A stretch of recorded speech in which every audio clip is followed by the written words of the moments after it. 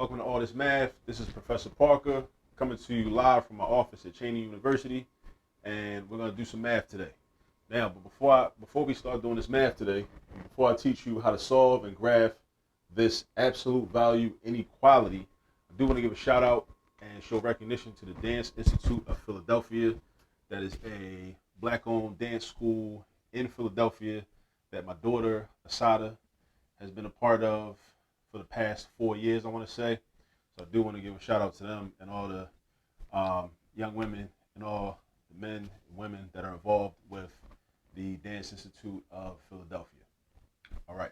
Now, moving right along, as I said, we're going to solve and graph this absolute value inequality today. It's not an equation, but it's an inequality.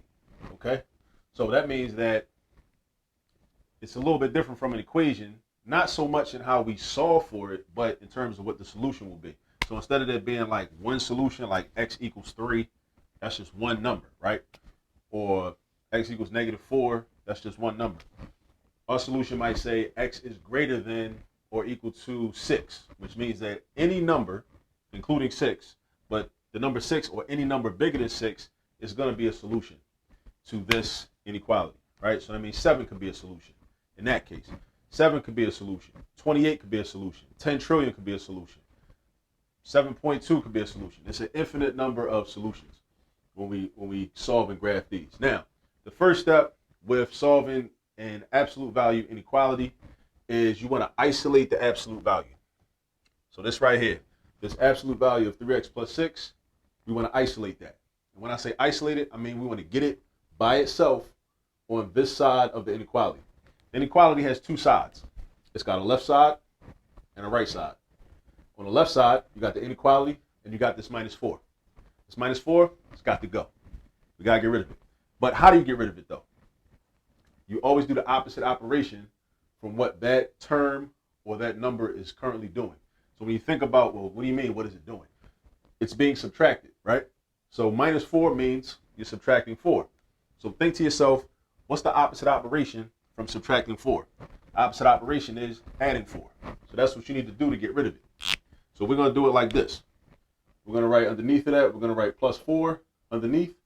And if we do something on the left side of the inequality, we also have to do the same thing on the right side of the inequality.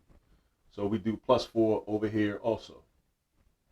So now that becomes 0 because -4 plus 4 is 0, right? -4 plus 4 is 0. So that becomes 0. And then 2 plus 4 is going to be 6. So now we bring down our absolute value.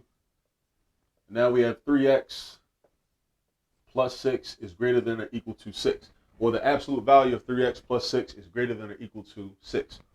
Now, the next thing you want to do when we're solving an absolute value inequality is we want to set up two separate problems. And we also would do the same thing if we were solving an absolute value equation. We would still set up two separate problems. All right? So the key is get to the two separate problems, but you can't get to the two separate problems until you isolate the absolute value by itself, which is what we just did. Now, there's nothing on the left side of the inequality except for just the absolute value of 3x plus 6. So this is how we create our first problem. All you do is you just drop the absolute value symbol. That's all you do, right?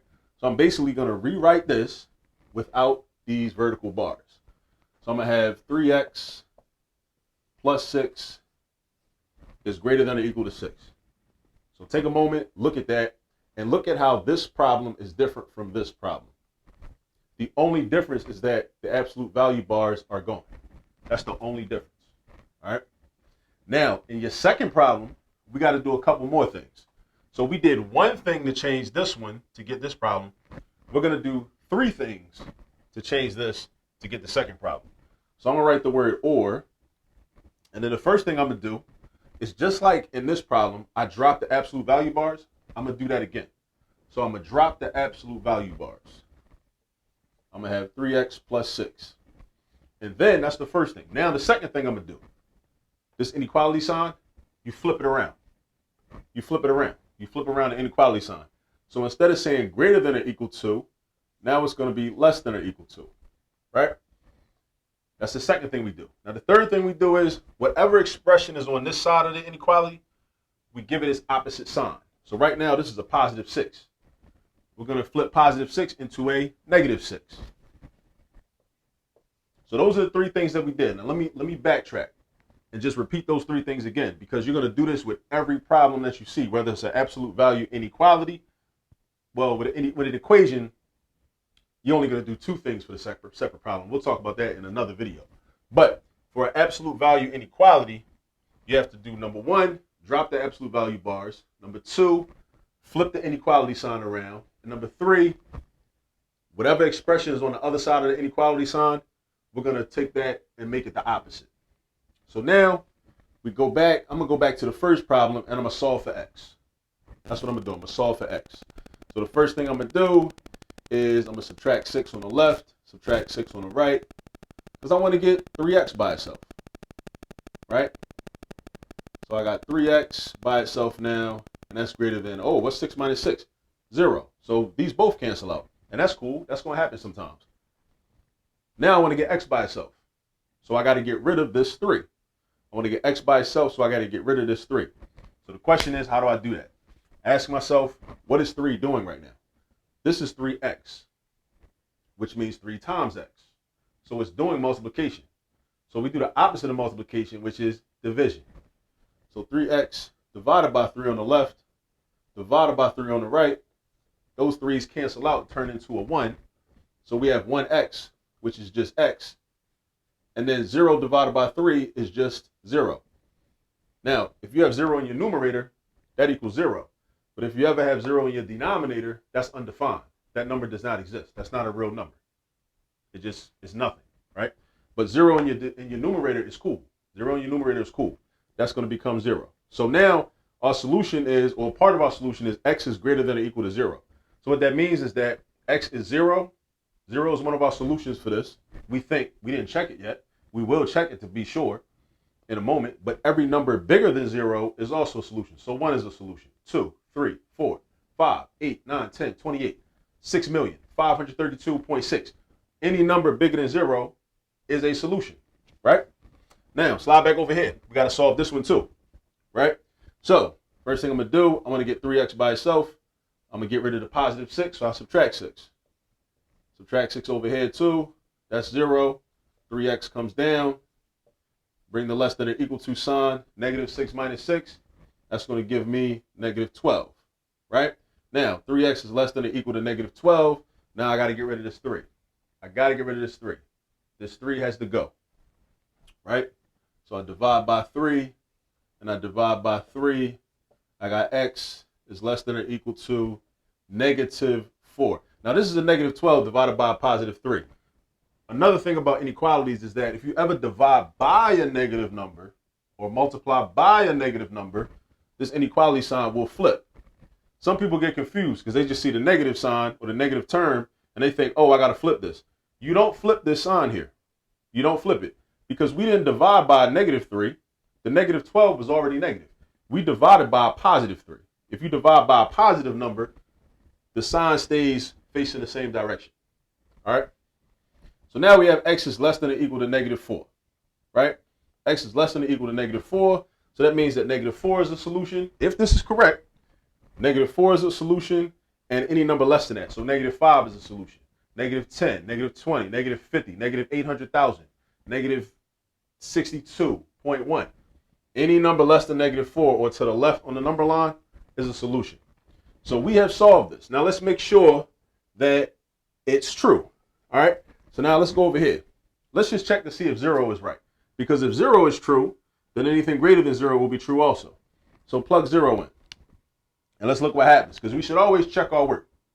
You should get into the habit of always checking your work. Don't wait for your teacher to tell you if it's right. Don't wait for nobody to tell you if it's right. Check your own work. And I'm going to empower you to show you how to check your own work. So 3 times 0 is 0. 0 plus 6 is 6. The absolute value of 6 is 6. 6 minus 4 is 2. Now the question, is 2 greater than or equal to 2? It is, because 2 is equal to 2. It only has to satisfy one of the criteria. Either be greater than or be equal to. And 2 is equal to 2. Now slide over here. What if I could use negative 4, but let me pick a number that's less than negative 4, right? Or if I choose negative 5. let's say negative 5. I do 3 times negative 5. That's negative 15. Negative 15 plus 6 is going to be negative 9, right? Yeah. Negative 15 plus 6 is negative 9. The absolute value of negative 9 is positive 9. 9 minus 4 is 5. Is 5, now the question for you is 5 greater than or equal to 2? It is, because 5 is bigger than 2. It doesn't have to be, it can't be both at the same time. It can't be greater than and equal to it. It doesn't need to be. That's why we use the word or. Is 5 greater than or equal to 2? It's greater than 2. It's one of those things. So therefore, this is good. We already know this is good. Now we're going to do our graph. Our graph is going to be a number line, and I'm going to do the graph up here. Just a quick and dirty sketch. And that's my number line. And this is called a boundary point. This is not the entire solution, but this is a boundary point. X is greater than or equal to 0. This negative 4 is also a boundary point. So sometimes in my graph, I'm not going to take all the time to list out every single number, right? Or a bunch of numbers. I might just put down the boundary points. So if I say, okay, well, 0, let's imagine 0 is right here. If 0 is right there, negative 4 is not going to be over here.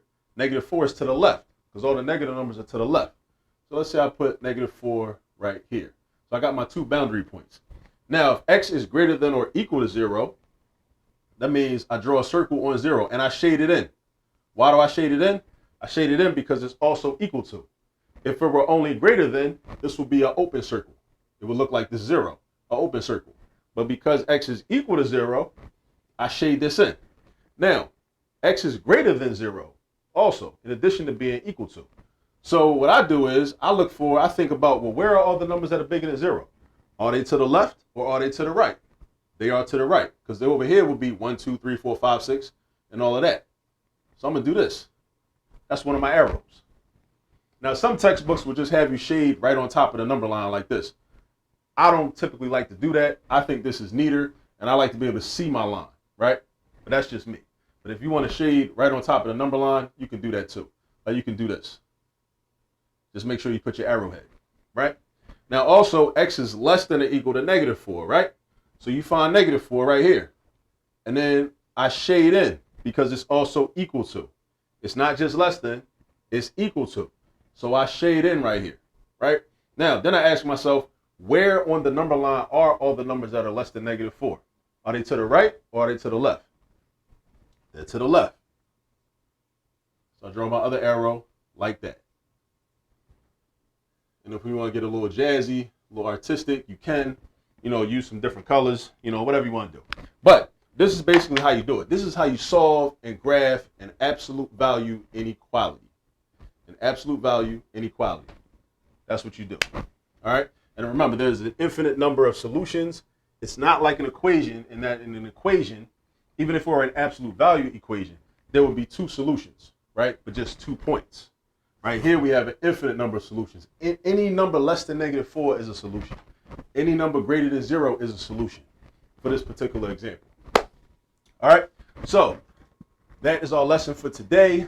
And please like the video. Please subscribe to the page if you haven't already. Please share the video. Please tell some other people about us. And always do remember that there's all this math all around you. Peace.